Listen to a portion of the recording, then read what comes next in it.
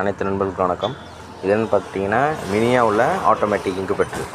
அது ஃபஸ்ட்டு தொழில் ஆரம்பிக்கிறேன், இன்குபேட்ரு சம்மந்தமாக ஆரம்பிக்கிறேன், பண்ணை சின்னதாக வைக்க போகிறேன், அடுத்து வந்து ஒரு 10 கோழி தான் வச்சுருக்கேன்ப்பா, இல்லை சண்டை கோழி வச்சுருக்கவங்களுக்கு இந்த 50 முட்டை உள்ளது கரெக்டாக யூஸ் ஆகும். அது இல்லாமல் இது அட்வான்ஸாக வந்து இப்போ இந்த ட்ரேலாம் உள்ளே கொள்ளதெல்லாம் மாற்றிருக்கேன். எஸ்எஸில் போட்டு 1 வருஷம் வாரண்டியோடு வரும். முன்னாடி நம்ம பண்ணுற எல்லாத்துக்குமே 1 வருஷம் வாரண்ட்டி, இதுக்கும் 1 வருஷம் வாரண்ட்டி வந்துடும். மேலே பார்த்துட்டிங்கன்னா 2 சென்சார் இருக்கும். ஒன்று வந்து டைமரு, இன்னொன்று வந்து தெர்மோஸ்டாட்டு.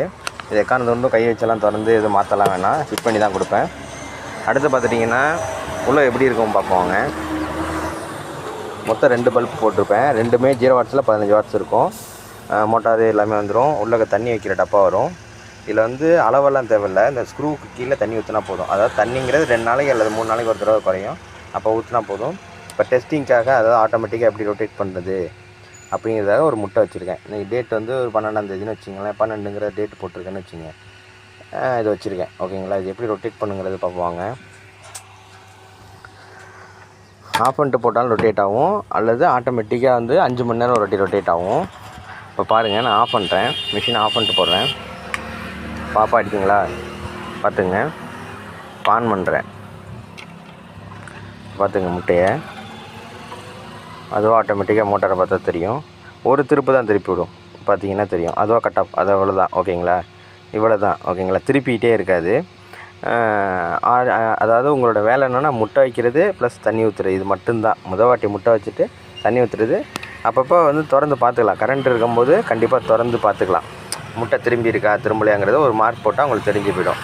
இப்போ காலையில் பார்க்குறீங்க, அடுத்து வந்து நைட்டு பார்க்கும்போது எங்கிட்டாச்சும் ஒரு பக்கம் திரும்பி இருக்கும்.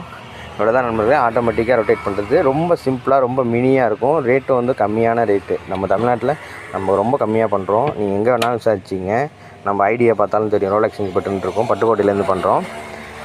ஃப்ளைவுட்டில் வரும். உள்ளக்க எஸ்எஸ்டி எல்லாம் போட்டு வீல்லாம் போட்டு வரும். ஒரு வருஷம் வாரண்ட்டி வந்துடும்.